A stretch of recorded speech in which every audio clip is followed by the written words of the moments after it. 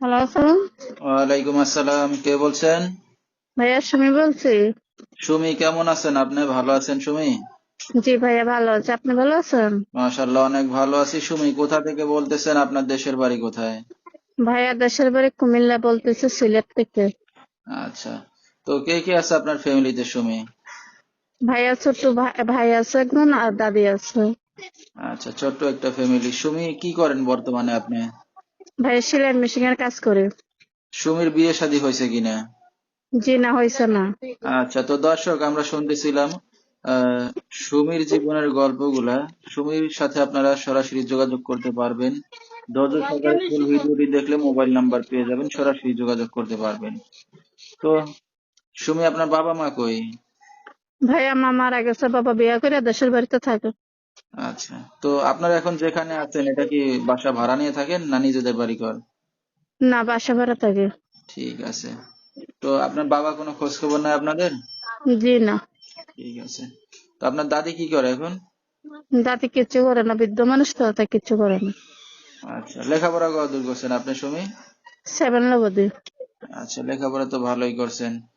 তো লেখাপড়া শিখতে আর পারলেন না, না টাকা পয়সার সমস্যার জন্য করতে পারেননি? ভাইয়া টাকা পয়সার সমস্যার জন্য করতে পারিনি। আচ্ছা, তো এখন নিজে কাজ বাজ করে কি সংসার চালাচ্ছেন? জি। আপনার দাদি কোনো কাজ করে না? জি না। আচ্ছা, আত্মীয় স্বজন কেউ আছে আপনাদেরকে দেখার মতো আর? না। আচ্ছা আচ্ছা, তো যেহেতু বিয়ে শাদী হয় না, একটা অবিবাহিত মেয়ে যে অনলাইন মিডিয়ার সামনে আসছেন, আপনার দাদি জানে? হ্যাঁ, দাদি জানে। দাদিকে জানাই আসছেন, তো ভবিষ্যতে কি চিন্তা ভাবনা আছে এখন শুনি? ভাই ভালো একজন মনের মানুষের জন্য আসছিলাম। আচ্ছা, ভালো মানুষ পাইলে কি করবেন এখন? বিয়ে শাদী বসার জন্য। আচ্ছা, বিয়ে শাদী করার ইচ্ছা আছে এখন? জি। আচ্ছা, তো আপনার সাথে দর্শক ভাইরা কিভাবে যোগাযোগ করবে এখন? ভাই আপনি আমার মন নম্বরটা দিয়ে দিবেন, ফোন নাম্বারটা। আচ্ছা, মোবাইলের মাধ্যমে যোগাযোগ করবে? হ্যাঁ। আচ্ছা, তো সুমি, আপনার যেহেতু বিয়ে শাদীর বয়স হয়েছে, তো আপনাকে বিয়ে শাদী করার জন্য আশেপাশে থেকে কেউ আসে না প্রস্তাব নিয়ে? ভাইয়া আসে তো যৌতুকের জন্য না। আচ্ছা, তো এই কারণে অনলাইনের সামনে আসছেন যে যৌতুক টাকা পয়সা ছাড়া আপনাকে বিয়ে শাদী করতে চাইলে আপনি রাজি হবেন নাকি? হ্যাঁ।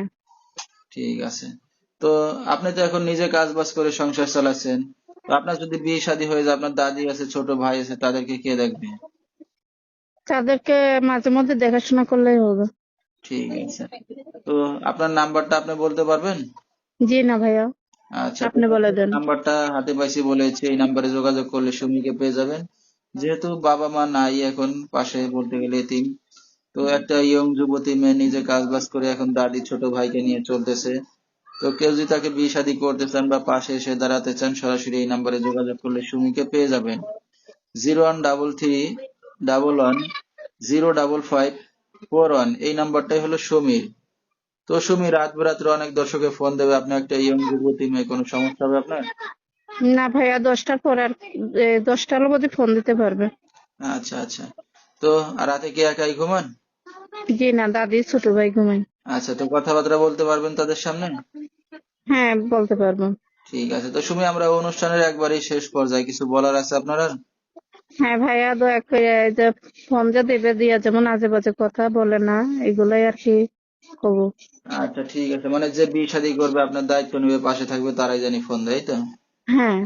ঠিক আছে, তো দর্শক বিস্তারিত জানতে সরাসরি ফোন করবেন, ভিডিওর স্ক্রিনে নাম্বারটা পেয়ে যাবেন। আজকের মতো